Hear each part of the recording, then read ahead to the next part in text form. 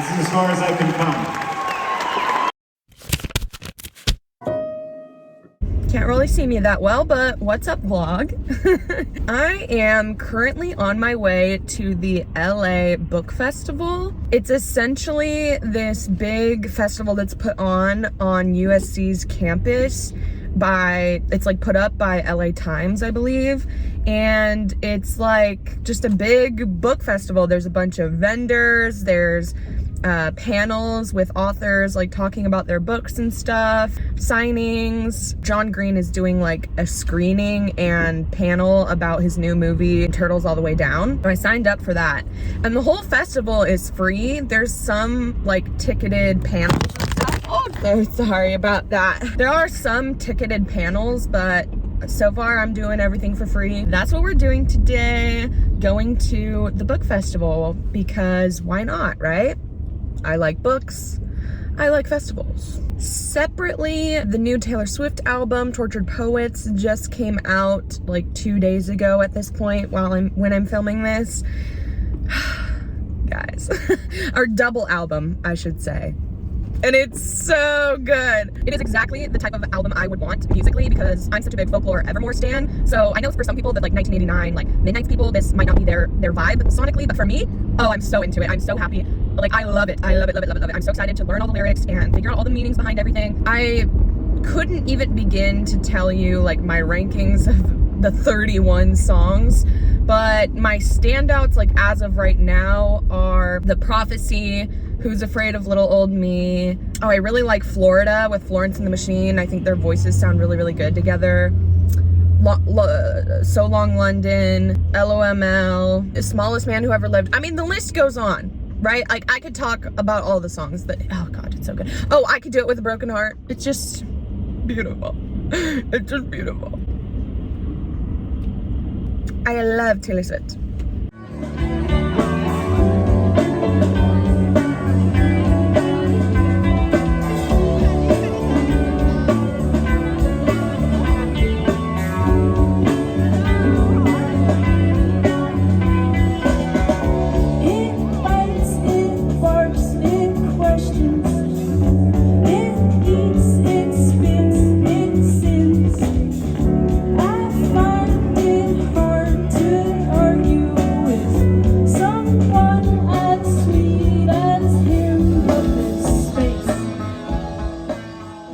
Okay, I'm back home now, and I've typed up some notes about the day so I can kind of walk you guys through everything.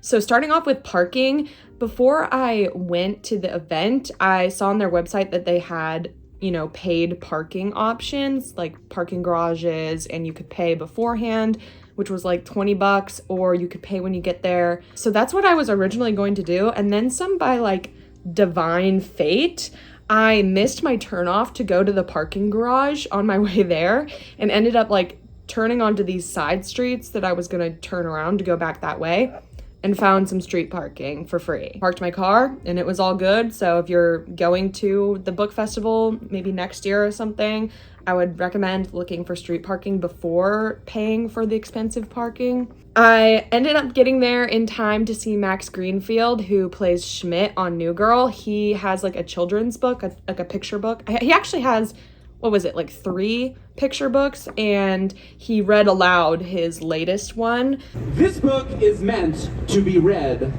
aloud. You don't want already? We're not even on the first page. You'll get there, you'll get there. Oh, tough crowd. And it was just like cool to see him in person. Again, and I don't mean to be rude, but I really rather not read this. And then after that, I decided to like check out the booths and everything. It was very, very crowded, which was a little bit overwhelming for me. I can't even lie, I'm so overwhelmed and a bit stressed out. It's really, there's so much going on here, it's actually crazy. Like, there's just rows and rows and rows and rows of booths, and it's very crowded. There's a lot of people here, and people keep trying to give you things, you know? I was given a book, and it was signed to me. I don't really even know what the book is. I think it's a Christian book. There's a lot of Christian authors here. But it's still, this is fun. I'm just like trying to figure out, you know, how to navigate and figure everything out by myself. Yeah, I just felt very claustrophobic and a little bit overwhelmed and stressed out. I even lost my water bottle at one point. I had set it down when I was sitting down somewhere and forgot about it, and then was like walking through the booths and then realized I didn't have it in my hand. Luckily I was able to go back and retrieve it, but yeah. But there are so many booths, like it's kind of insane, like rows and rows of exhibitors. You know what I'm saying? Like a bunch of different booths of bookstores, authors, small businesses, just like everything you can think of book related. There are booths for, which was really cool. I was holding myself back from purchasing things because I'm trying to save money, but there was definitely a lot of like cute tote bags and bookmarks and magnets and shirts and books and books and books and books and books and books. So many books. There was also a lot of free stuff. We'll do a little haul of a few of the things I picked up for free. There was also a lot of free religious books. I got handed a lot of free religious books that I did not keep. Then the next panel that I wanted to go see was Phillipa Soo. She also has a children's book that is kind of based on her childhood a little bit. So this is Phillipa Soo. I think she probably needs no introduction, but nonetheless, she's an actor and a singer, and she's best known for originating the role of Eliza in Broadway's Hamilton. And it was really cute. It was cool getting to see her live and in the flesh. I mean, that's literally Eliza Hamilton for those of you that don't know. So that was crazy. She even like sang a little note at one point because it was a part of the book. Takes attendance. Piper belts out, "Here!" She practices her whistle when she colors and cuts and hums quietly while looking for the perfect book. And she's just so cute. I love her. So that was cool. So that was at the children's stage. Max Greenfield was at the main stage and she was at the children's stage. There's like multiple different stages. There was poetry stage. I stopped there for a second. Move with perfect alignment under the dermis. Cut to the motel, leaving its Cooking stage, YA stage, so really everything under the sun. Oh, there was also a USC specific stage and they had like live music playing that I'm assuming were like local bands or, you know, bands from the college or whatever, and they were really, really cool. And then the next panel that I went to go see was Sophia Bush. She was the narrator of an audiobook, so I stopped there for a bit and listened to her. That woman, I could listen to her talk for days on end. She has just the most beautiful, soothing voice. So she was perfectly cast as an audiobook narrator because her voice is just unreal. So good. To create this retrospective was that it invited such conversation, and you know, I got involved with the project as a super fan, to be frank. You know, the folks from Pushkin were like, "You really post about Mary Oliver a lot." I was like, "Do I?" But in all of us being able to be together in narrating the book, in listening to other people's interviews about why Mary was so important to them, and knowing what I brought from my own life. But I didn't actually stay at that panel for too long because at that point the sun had come out and I was getting like really, really overheated. So I left to go stand in the shade and cool off. Then after that, I was like, I should probably eat something so I don't like pass out from heat exhaustion. So I started walking towards some of the food trucks. In terms of food, I would say that's maybe one area that the festival is lacking a little bit just because it's very scattered and it's like mostly just food trucks, which is like fine, but they were just kind of hard to track down and figure out what you wanted to eat. So I ended up heading towards the cooking stage and I found a pizza food truck, and that was my only purchase for the whole day. Now it was $20 for just like this little personal pizza, which was expensive, but whatever. I was hungry, I needed to eat, and it was actually a very good pizza. It was like wood fired. So I got my pizza and I took that to the cooking stage panel because Mythical Chef Josh was doing a presentation because his new mythical cookbook is out, and that was so fun. So I sat there, I like grabbed a seat early so I could eat my pizza. And I ended up sitting next to this woman, shout out May. Her and I became besties. We were just sitting there chatting it up, talking about the festival, talking about LA, talking about Mythical Chef Josh. Just such a fun time. She was very sweet. Everybody there was very, very nice, which was comforting because like when I first got to the festival, I was really nervous because I get very anxious with crowds and doing things alone. So I was just like, oh God, everybody knows I'm here by myself and I don't have any friends. But everybody was really nice. Me and May are like this. So that was fun. Got to see Mythical Chef Josh. He was hamming it up for the crowd, which was fun. As you said, I am the author of the Mythical Cookbook. Buy it if you want to, don't if you don't want to. But I'm gonna be cooking some stuff from that today. I'm a terrible marketer, by the way. That's been my whole sales strategy. Are you track and field fans?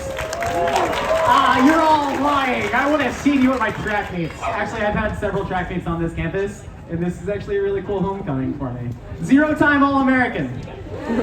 So we're using like kind of primarily Chinese, or at least Chinese-American cooking techniques on this one, but with the flavors of Italian food. On the show, Good Mythical Morning. Any Good Mythical Morning fans? That's so much louder than track and field. You can't even win an Olympic medal for YouTube shows.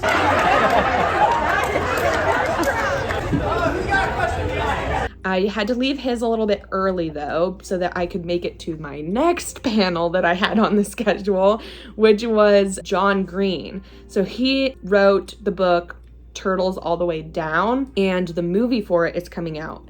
And they were doing a screening of the movie, and this was the first time that the movie had ever been shown to an audience. So that was really cool. Again, free. I booked this, reserved my spot online in advance, but yeah, it was free, and it was in this big theater auditorium, and it was so cool. So they had us all sit in there. I had a pretty good seat. And again, everybody was so nice. Multiple people complimented my outfit, my hair, the bow in my hair specifically. And that was so sweet. It just made me feel good because I was there alone. So I've never read Turtles All the Way Down. I've heard of it, of course. I've read a lot of John Green's other books. I just had never gotten to this one. So I didn't know what exactly to expect with the movie. I knew it had to do with mental health. I knew it was YA. I knew there was probably some romance. I just didn't know, the details of anything. But yeah, we watched the movie. It was really good. It was fun to watch it with an audience like that, in that sort of setting, because everybody's cheering during the opening credits for all the names. When John Green's name pops up, everybody goes nuts. And any sort of joke, the whole audience was laughing, which made you want to laugh more. I don't know. It's just a very fun energy in the theater, which was cool. I don't want to spoil anything because the movie is not officially out yet. It comes out, I believe, May 2nd on HBO Max. But I will say it was a lot funnier than I expected. Specifically, the actress that plays Daisy had really good comedic timing. I really enjoyed all of her bits and stuff. Some of the, relationship side of things a little bit cringe sometimes, but at the same time, it was very accurate to I feel high school relationship vibes. So in that sense, the cringe is kind of needed. I think definitely the movie's strong suit is the entire depiction of her mental illness and struggles with her OCD and her anxiety. Especially the sound design was really good with that. I don't have, her specific OCD and compulsions that she has, but I do have, some forms of anxiety, specifically social anxiety. So I think anybody that has experienced any sort of anxiety is gonna be able to relate to the movie in some capacity. And after the movie, they also did a panel with the cast, and John Green talked a little bit about how he does have OCD, and so this was, a story that is very close to home for him. And I feel you can tell that through the movie, that definitely this is coming from a personal place. First off, thank y'all for being here and for watching the movie with us. It was so special for us to be able to see it with an audience, and I think we're all just a little emotional and really grateful and overwhelmed.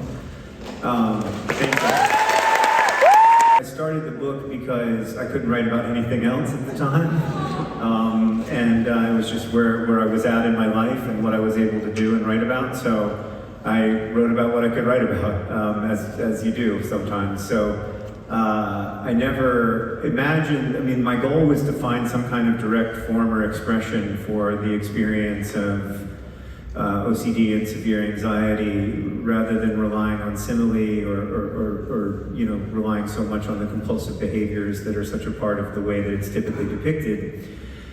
And I never imagined that would be possible in a movie. I always thought that was gonna kind of be the thing that made the movie an impossible task for the director, but I think Hannah did an amazing job.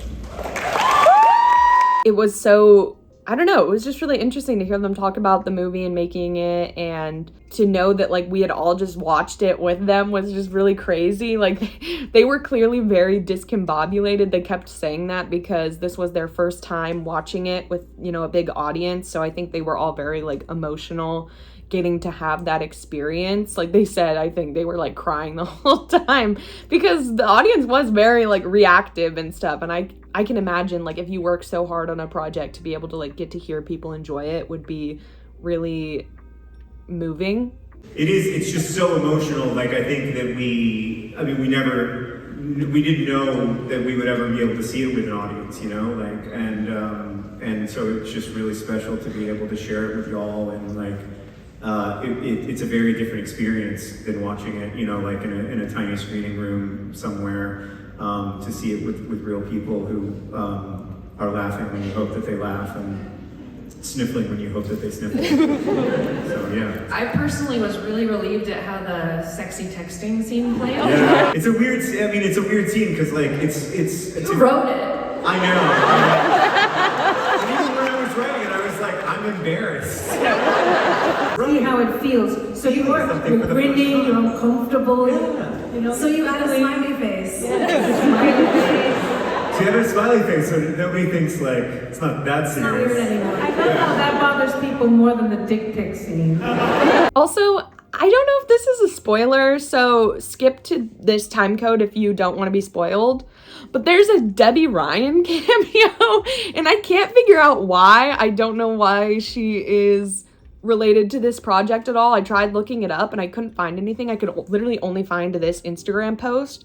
So I don't know if she's maybe like a executive producer or something on the movie or what, but that was funny. The whole audience was like, oh, hey, Debbie.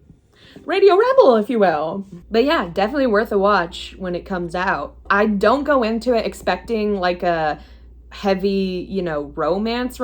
It's definitely way more focused on her journey with her mental health and kind of what that does to her relationships and her life, which is important. And I appreciated that. It just wasn't what I was expecting necessarily. But yeah, I would say I definitely really enjoyed my time at the festival. It was really well put together, and it was fun to just to walk on USC's campus. Like, it's a really pretty campus, and it was a nice day out, so that alone was nice. I didn't get to do any like author signings or anything, unfortunately. I was just kind of having a hard time navigating everything, and there weren't necessarily a lot of my favorite authors there that I would, you know, want to take the time to go stand in line to get a signing from them. The only one that I was really interested in was Christina Lauren. And then I also remembered, like, I already have a Christina Lauren book that is signed. It's like not addressed to me or anything. It was just like one in a bookstore that she had signed, but I do have a signed copy already. So, you know, I wasn't feeling like it was life or death for me to go get that sign. Okay, let's do a little haul of the stuff I got. So like I said, since I got overwhelmed, I didn't go to as many booths as I thought I was going to. So first I got this tote bag from the Pantages because I went to go check out their theater booth because I love theater, and they were telling me about their upcoming season. They have a really fun slate coming up, Hamilton, Wicked. I got this bag from a booth. I don't even really remember why. It has a couple bookmarks in it. So many bookmarks. I got this button that says romance is for everyone. Focus. Romance is for everyone, which is so true. Try some romance books. They're fun. I got some Ghirardelli chocolate. I got a pen. Ooh, it's kind of nice. Ooh, I like it. A pen flashlight. Oh, that is just darling. And yeah, lots and lots of bookmarks. So I definitely could have gotten more free stuff, but I was overwhelmed and stressed. There's also lots of free books. They're, you know, from obviously newer authors or unpublished authors and stuff, but you never know what gems you can find in that sort of vibe. But yeah, so that was my day at the LA Book Festival. It was a lot of fun. I definitely recommend if you're in the area to check it out, because why not? It's literally free and it's just a fun time with the books. I obviously am obsessed with books. It's all I talk about. This channel at this point is basically a booktube channel.